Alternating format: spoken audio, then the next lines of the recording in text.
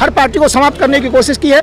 जो बड़े बड़े अफसर हैं उनकी जो कि वीडियो रिकॉर्डिंग हमारे पास में है, ऑडियो रिकॉर्डिंग हमारे पास में है। शिक्षा का अधिकार भी नहीं सूत्रों को राम राज्य में।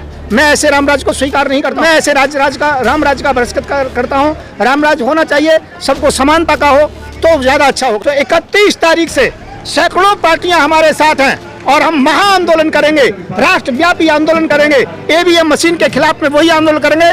उसमें हमको आतंकवादी तक भी कहा गया था, पर किसान बिल वापस लेना पड़ा था। ईवीएम मशीन के विरोध में हम आंदोलन करेंगे। हमें चाहे आतंकवादी कहें, चाहे कुछ भी कहें, परंतु बैलेट पेपर को पास करा करके रहेंगे। इसका मतलब है पहले आप दूसरों को फंसाइए, फिर जाँच करिए। मैं ये कहना चाहता हूँ, हम इसका विरोध करते हैं और जांच के बहाने से बड़े बड़े लोगों को दबाया जाता है। मायावती की आवाज बंद कर दी है। मायावती अंतिम सांस ले रही है, वेंटिलेटर पर है, ऑक्सीजन चल रही है उसकी पार्टी की। ऐसी पोजीशन पहुंचा दी है। जांच के बहाने से, उसके भाई को जेल डालने के बहाने से, रेप का केस लगाने के बहाने से, मेरे ऊपर भी कई बार रेप के केस लगाए गए जब मैंने ये कहा गाय का मांस विदेश नहीं जाना चाहिए। अर्थात राजनेता जो भी आगे बढ़ता है, जांच के बहाने से उनको अंदर कर दिया जाता है। इस कारण से कोई बोलने को तैयार नहीं है, पर सबका समर्थन हमारे। मैं ये कह रहा हूँ, हम हारे नहीं है योगी जी से या किसी से भी, परंतु हराए गए हैं। ईवीएम मशीन की बात इसीलिए कर रहे हैं कि हर जगह पर 165 सीटों पर घोटाला हुआ है, तो ये ईवीएम मशीन हटनी चाहिए। बैलेट पेपर से चुनाव होना चाहिए। पर जो कि ईवीएम मशीन में हमें सफलता मिलेगी, इसका झंडा लेकर के पूरे देश की पार्टियों के लिए मैं सबसे आगे आ रहा हूं। नहीं तो किसी पार्टी का कोई अस्तित्व नहीं रहेगा। जो 28 तारीख तक हम इंतजार कर रहे हैं, हमें ठोस आश्वासन दिया जाए। नहीं तो 31 तारीख से देश में महा आंदोलन होगा। किसान आंदोलन से बड़ा आंदोलन होगा। वहाँ के अधिकारी डरे हुए थे, वहाँ का प्रशासन डरा हुआ था, सब लोग डरे हुए थे। मैं ये कहना चाहता हूँ, ये हिटलर सही करते हैं, चाहे मोदी हो, चाहे योगी हो, चाहे अमित शाह हो। देखिए, ईवीएम के लिए हमने पहले से भी कहा था कि ईवीएम फिक्सिंग है और उसके अंतर्गत में काफ़ी हमने जो विचार किया था, परंतु उस समय इतना विश्वास नहीं था कि इस प्रकार से करेंगे। इन्होंने पहले भी कई बार ऐसा किया है, अब की बार भी किया है। अब की बार तो केजरीवाल से और इनका जो कि फिक्सिंग थी कि तू पंजाब ले ले, हमको उत्तर प्रदेश दे दे, ये बात हमें पहले ही मालूम पड़ चुकी थी। हमारे प्रत्याशी काफ़ी आगे आ गए थे, इन लोगों के हृदय में बहुत दिक्कत हुई थी। मैं ये कहना चाहता हूँ, हर स्थिति से हर पार्टी को इन्होंने समाप्त किया है, हर पार्टी को समाप्त करने की कोशिश की है। और ईवीएम मशीन के विषय में बताना चाहता हूँ, सबके प्रमाण प्राप्त हुए हैं। जो बड़े बड़े अफसर हैं उनकी जो कि वीडियो रिकॉर्डिंग हमारे पास में है, ऑडियो रिकॉर्डिंग हमारे पास में है। कुछ सोशल मीडिया पर भी वायरल हुई हैं, आप सभी को मालूम है। यदि सोशल मीडिया ना होती तो बड़ी मीडिया तो बिल्कुल मोदी की बिकी हुई है। तो मैं ये कहना चाहूँगा, आप हमारा सब साथ दीजिए। ईवीएम मशीन का हम विरोध करते हैं, जिसमें सैकड़ों पार्टी हमारे साथ हैं। और यदि 28 तारीख तक हमको इसका ठोस आश्वासन नहीं मिला तो हम 31 तारीख से सैकड़ों पार्टियां हमारे साथ होंगी। यहाँ पर पूरा प्रांगण भरा हुआ होगा। जी, रामराज 2.0 के रामराज की शुरुआत फिर से होने वाली है। आप पंडित हैं, आप क्यों इतना नाराज है सर? खुश होना चाहिए आप। मैं ये कहना चाहता हूँ, राम राज्य की परिभाषा अभी लोग जानते नहीं है। राम राज्य की परिभाषा क्या? राम राज्य वही राम राज्य है जिसमें शंभुक की हत्या की गई थी, और शंभुक की हत्या केवल इसलिए की गई थी, वो एससी जाति से था, शूद्र था, और उसका कसूर क्या था कि वो तपस्या कर रहा था। अर्थात वहाँ पर जो कि शिक्षा का अधिकार भी नहीं शूद्रों को राम राज्य में। मैं ऐसे राम राज्य को स्वीकार नहीं करता हूँ। शायद और कोई विरोध करे तो उसे देशद्रोही कहेंगे, नास्तिक कहेंगे, पर मैं ये कहना चाहता हूँ, अम्बेडकर बाबा का राज सबसे अच्छा है। यहाँ पर हिंदू, मुस्लिम, सिख, ईसाई सब बराबर हैं। और दूसरा क्या है, ब्राह्मण, क्षत्रिय, वैश्य, दलित सब बराबर हैं, एक थाली में भोजन करते हैं।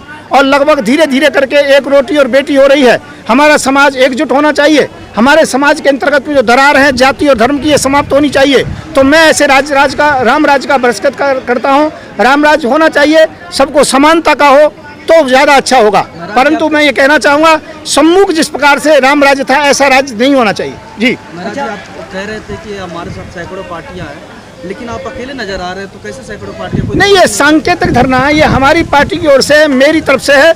क्योंकि मैं इस समय कोविड को जो कि पालन करते हुए और प्रशासन इत्यादि से ज़्यादा परमिशन नहीं मिली, तो मैंने कहा हम अकेले आ रहे हैं, 10-20 लोग ही आ रहे हैं, कोई दिक्कत नहीं है, ज़्यादा कोई परेशानी होने की ज़रूरत नहीं है। तो मैं ये कहना चाहता हूँ, हमें ज़्यादा जो कि परमिशन भी नहीं मिली है। अब 20 आदमी की परमिशन मिली है, इसमें 20 से ज़्यादा तो आप लोग भी हैं, मीडिया वाले भी हैं। तो मैं ये कहना चाहूँगा, आजकल सांकेतिक धरना है। महामहिम मोदी जी के पास में जो कि लेटर जाएगा, रिसीविंग प्राप्त होगी और बताया जाएगा उसमें कि ईवीएम मशीन को हटा के बैलेट पेपर पर चुनाव कराया जाए। इसमें काफ़ी घोटाले मिले हैं, निष्पक्ष जांच होनी चाहिए। 28 तारीख तक हमें आश्वासन इस बात का मिले कि हाँ, इस बात पर सरकार काम कर रही है, महामहिम महोदय जी काम कर रहे हैं, निर्वाचन आयोग इस बात पर जो कि विचार कर रहा है। यदि ये आश्वासन मिला तो कोई दिक्कत नहीं, हम शांति से बैठ जाएंगे, समय का इंतजार करेंगे। और यदि लिखित में हमें आश्वासन नहीं मिला तो 31 तारीख से सैकड़ों पार्टियां हमारे साथ हैं और हम महाआंदोलन करेंगे, राष्ट्रव्यापी आंदोलन करेंगे। ईवीएम मशीन के खिलाफ में वही आंदोलन करेंगे जिस प्रकार से हमने सीए एनआरसी के लिया क्या था, पूरे देश में शाहीन बाग भी बैठे थे, उसमें मुझे जेल भी जाना पड़ा था। जिस प्रकार से हमने किसान आंदोलन किया था उसमें हमको आतंकवादी तक भी कहा गया था, पर किसान बिल वापस लेना पड़ा था। इसी प्रकार से ईवीएम मशीन के विरोध में हम आंदोलन करेंगे। हमें चाहे आतंकवादी कहें चाहे कुछ भी कहें, परंतु बैलेट पेपर को पास करा करके रहेंगे। सर, जो चुनाव हुआ है उसमें जो राजनेता है वो खामोश है, और जब तक राजनेता बोलेंगे नहीं तब तक आपकी आवाज़ तो बुलंद होगी नहीं, आप आवाज़ तो दबा दिया जाए। नहीं तो राजनेता क्यों नहीं बोल रहे, उनको डर है। सरकार हर बात में जांच की बात करती है, जो भी कोई आगे बढ़ता है, कोई भी पार्टी आगे बढ़ती है उसकी जांच की बात की जाती है। मैंने जब गोरखपुर में चुनाव लड़ा और वहाँ पर पीठाधीश के सामने हम बैठे हुए थे, खर्चे की बात चल रही थी, तो मैंने वहाँ पर बताया, उन्होंने कहा 40 लाख रुपए तक आप खर्च कर सकते हो। मैंने प्रश्न किया क्या ईडी कोई जवाब नहीं लेगी हमसे, ये पैसा कहाँ से आया 40 लाख? तो वो बगले झांकने लगे और वो कहने लगे नहीं ये जांच का विषय है। इसका मतलब है पहले आप दूसरे को फंसाइए फिर जांच करिए। मैं ये कहना चाहता हूँ हम इसका विरोध करते हैं और जांच के बहाने से बड़े बड़े लोगों को दबाया जाता है। मायावती की आवाज़ बंद कर दी है, मायावती अंतिम सांस ले रही है, वेंटिलेटर पर है, ऑक्सीजन चल रही है उसकी पार्टी की, ऐसी पोजीशन पहुंचा दी है। जांच के बहाने से उसके भाई को जेल डालने के बहाने से, रेप का केस लगाने के बहाने से, मेरे ऊपर भी कई बार रेप के केस लगाए गए जब मैंने ये कहा गाय का मांस विदेश नहीं जाना चाहिए। मैं ये कहना चाहता हूँ राजनीति में इसलिए आया हूँ क्योंकि ये जितनी भी गंदगी है वो दूर होनी चाहिए। अर्थात राजनेता जो भी आगे बढ़ता है जांच के बहाने से उनको अंदर कर दिया जाता है, इस कारण से कोई बोलने को तैयार नहीं है। पर सबका समर्थन हमारे साथ है। 31 तारीख से सभी लोग साथ में आएंगे, यहाँ बैठेंगे और पूरा जो की चर्चा होगी, राष्ट्रव्यापी आंदोलन शुरू हो जाएगा। आप तो योगी जी को हराने की बात कर रहे थे, लेकिन आपकी खुद की जमानत जब्त हो गई। मैं ये कह रहा हूँ हम हारे नहीं है योगी जी से या किसी से भी, परंतु हराए गए हैं। ईवीएम मशीन की बात इसीलिए कर रहे हैं। मैं ये कहना चाहता हूँ काफ़ी ऐसे प्रत्याशी हैं जिनके जो कि 450 वोट उसके परिवार की हैं और उसके गांव से उसको 1700 वोट पड़ी हैं। पूरा वोटिंग जो कि 2800 की हुई है पर उसकी 65 वोट आई हैं। ये आश्चर्य की बात है, ये जांच का विषय है। इसीलिए मैं कहना चाहूँगा कि हर जगह पर 165 सीटों पर घोटाला हुआ है, तो ये ईवीएम मशीन हटनी चाहिए, बैलेट पेपर से चुनाव होना चाहिए। हम ऐसे निर्णय को नहीं मानते हैं, किसी की हिम्मत देश में नहीं है, किसी भी राजनेता की। इसलिए मैं आया हूँ। सीए एनआरसी का भी मुद्दा, मैं आगे आया तभी आगे चला, मुझे जेल जाना पड़ा, किसान आंदोलन में जेल जाना पड़ा, वो मुद्दा भी तभी आगे आया, उसमें हमें सफलता मिली। सीए एनआरसी में सफलता नहीं मिली, पर जो कि ईवीएम मशीन में हमें सफलता मिलेगी। इसका झंडा लेकर के पूरे देश की पार्टियों के लिए मैं सबसे आगे आ रहा हूँ, नहीं तो किसी पार्टी का कोई अस्तित्व तो नहीं रहेगा, सब अस्तित्व विहीन हो जाएंगे। युवराज जी, ये कहा जाता है कि आपका जब जमानत जब्त हो गया तब आप ईवीएम पे ठीकरा फोड़ रहे हैं। नहीं, मेरी जमानत जब्त नहीं हुई है। मैं आपको बता दूं, मैं समाजवादी पार्टी को कुछ पार्टियों पर हमने समर्थन दिया था और वहां पर जीत रही थी और उसके केवल 200-300 वोटों से हार हुई है, और वो भी 5-5, 6-6 बार रिकाउंटिंग करने के बाद।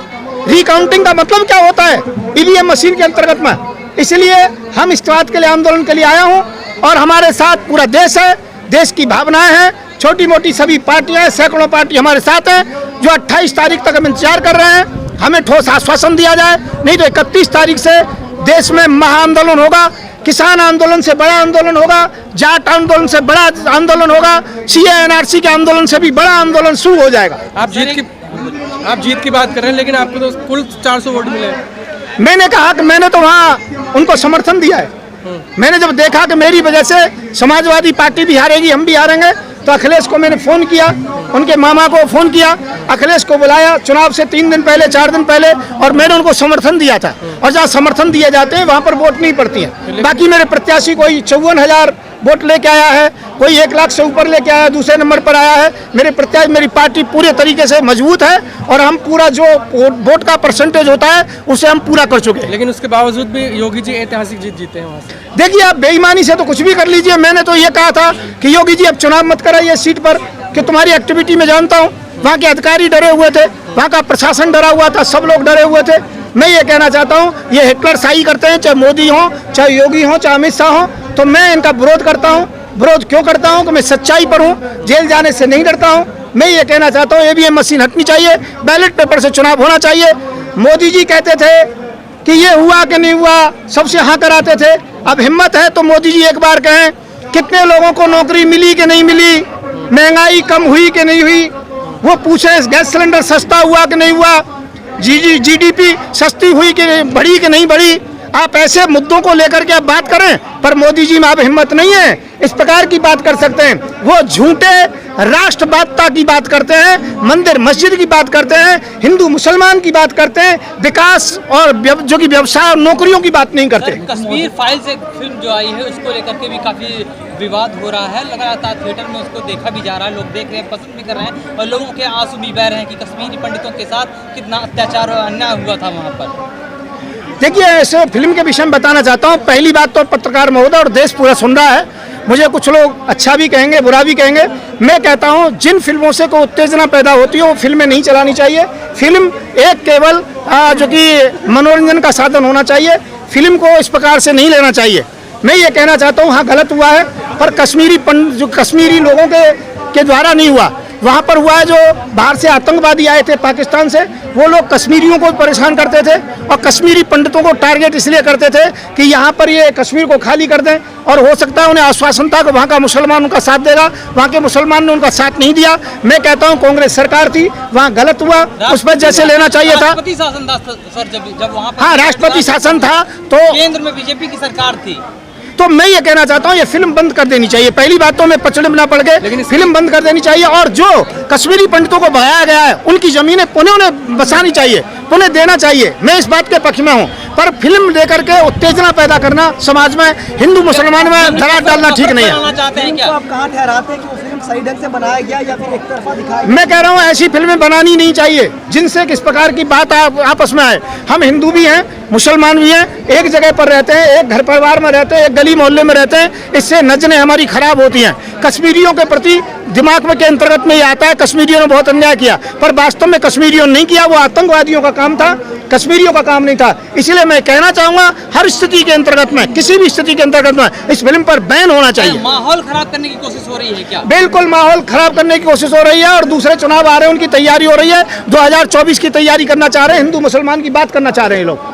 लेकिन मोदी जी ने बोला सच्चाई दिखाने के लिए धन्यवाद। नहीं, मोदी जी ने बोला है वो गलत है, उनको अपनी जो की वाणी को वापस लेना चाहिए, और उन्होंने जो कहा है गलती की है। और प्रधानमंत्री को ऐसे शब्दों का प्रयोग नहीं करना चाहिए जिसमें खून खराबा दिखाया जाए और उसमें धन्यवाद दिया जाए। मैं कह रहा हूँ उस पर तत्काल बैन किया जाए।